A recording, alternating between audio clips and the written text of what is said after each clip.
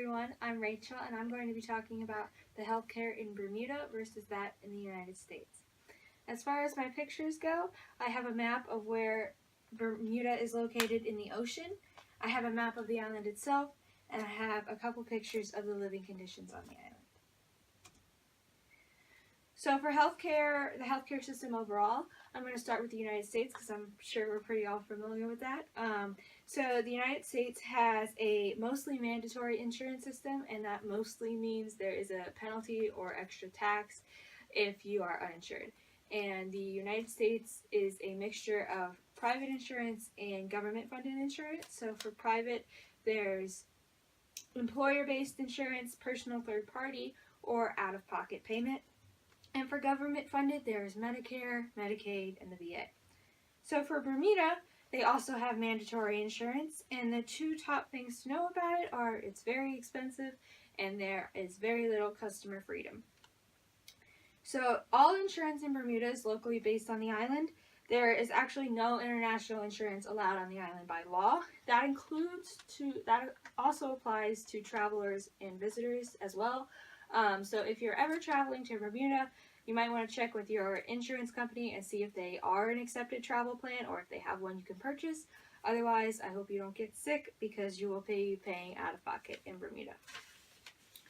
So employers choose the insurance plans for their companies, and they are also in charge of costs, benefits, exclusions, etc. for their insurance plans. And the employees of the companies must enroll in the selected plan. They cannot opt out, and they must pay for 50% of the cost. On a positive note, the plan includes any unemployed spouse or any dependent children. But something to be cautious of is if both parents are employed, it can be confusing among the family paying for different insurance plans for different jobs and different companies. Any non-working residents must buy an approved plan from a local insurance provider or one that the government provides. This leads into the fact that there is no private or government-funded insurance plans in return for taxes. So in our case, that would be no Medicaid equivalent. And there is also no long-term health insurance for those age 65 and older. So no Medicare equivalent. So for population health, I chose to focus on cardiovascular disease mortality per 100,000 people. Now, just a caveat, since Bermuda is such a small island nation of about 65,000 people, a lot of their rates aren't standardized to the 100,000 people standard. Some of them are, some of them aren't, so that's just something to be aware of. This one happens to be standardized. So the rates for Bermuda and the U.S. are pretty similar. Both countries have cardiovascular diseases as their number one cause of death, and also in both countries, men have higher disease rates than women.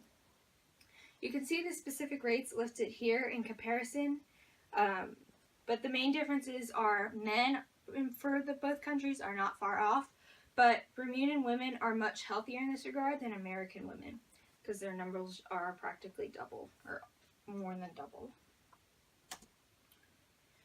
These graphs, I know they're hard to see, but they just represent the cardiovascular diseases. So on the left is the Bermudan graph, and the lines from top to bottom are male, the total population, and then female.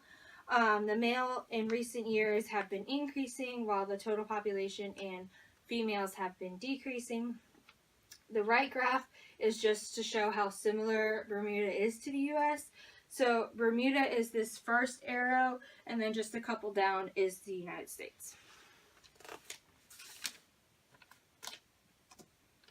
So total healthcare spending. This is where we're going to see the trend, and it's going to continue through that everything in Bermuda is very expensive, and it's often more expensive than the United States. So Bermuda spends about $11,362 per capita with a total of just over $704 million. While the U.S. is at $10,224 per capita with a total of $3.5 trillion. But that's obviously due to a much larger population. This graph just shows how disproportionate the U.S. is in their spending. So you can see the U.S. is way above the line here, and just imagine that Bermuda would be higher since their spending is more expensive.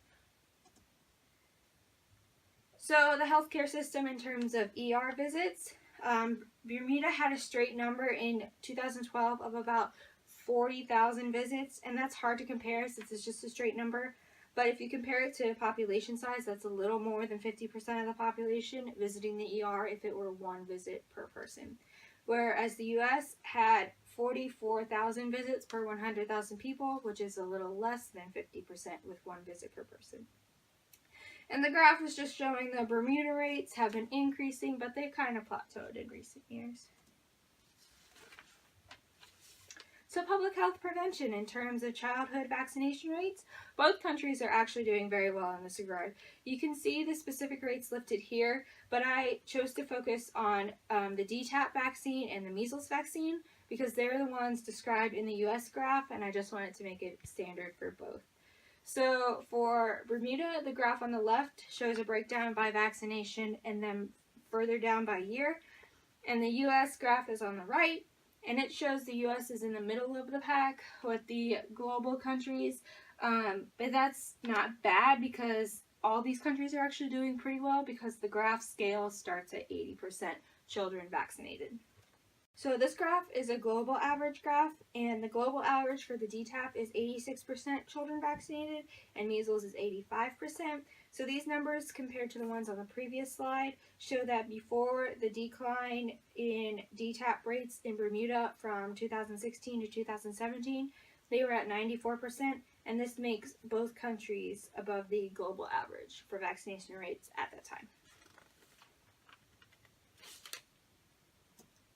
So the physical environment in terms of air quality, Bermuda emits 11 tons of carbon per capita, and the U.S. emits 16.5 tons per capita, which really isn't that far off given the vast population differences. However, Bermuda does use more electricity. They use 751 grams of CO2 per kilowatt hour, where the U.S. only uses 620 grams. And Bermuda also has more vehicles per person. So there was a statistic saying that they have 2,300 vehicles per square mile. And when you calculate that out, it forms a ratio of 1.4 vehicles per person. And the U.S. ratio boils down to 1.1 vehicles per person. So this is just another graph showing the comparison of the CO2 emissions per capita. So we have the U.S. on top and Bermuda on the bottom. So access to care in terms of primary and specialty care physicians.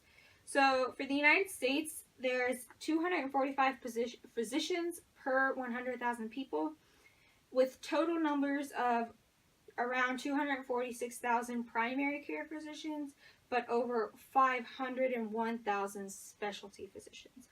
So for Bermuda, it's a little harder to talk about because there's really not much data regarding primary, secondary, or specialty care in Bermuda.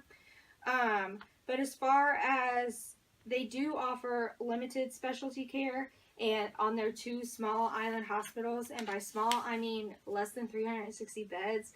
And just to give you an idea, the OSU Wexner Center has about 1,400 beds, so it's pretty small. And since these hospitals are so small, their services are limited, but they do include basic surgeries. They have a mental health hospital with inpatient acute care as well as long-term and rehabilitation care. So the social and economic environment in terms of violent crime rates. Bermuda crime rates are actually very low compared to the United States. For both countries overall, crime rates have been decreasing, and petty and property crimes remain the most common crimes. For Bermuda, there has been a small increase in violent crimes, like murders due to gang violence. And by small, I mean small. In 2015, there were a total of 5 murders, and in 2016, there were 7 murders. But overall, there has been a decrease in firearm usage in Bermuda. In the United States, aggravated assault is the most common violent crime, with about 250 instances per 100,000 people. So this graph shows the number of committed crimes in the United States in 2017 by type of crime, and I just like to point out that this is a straight number down here at the bottom for murders for the U.S., and it's over 17,000, and remember, Bermuda was just 7. So in conclusion, healthcare in Bermuda is very expensive all around. Insurance is mandatory and there is no Medicaid or Medicare equivalents. For both countries, ER visits are give and take about 50% of the population if it were one visit per person. Both countries also have great similar vaccination rates. Bermuda air quality is similar to the U.S., but Bermuda does use more electricity and own more vehicles per person. Bermuda has limited data regarding specifics for primary and specialty care, but is an overall safe place to live. But the main takeaway from all of this research is with Bermuda being such a small island nation, it's surprising how similar most of their statistics are to the United States. And here are my references. Thank you.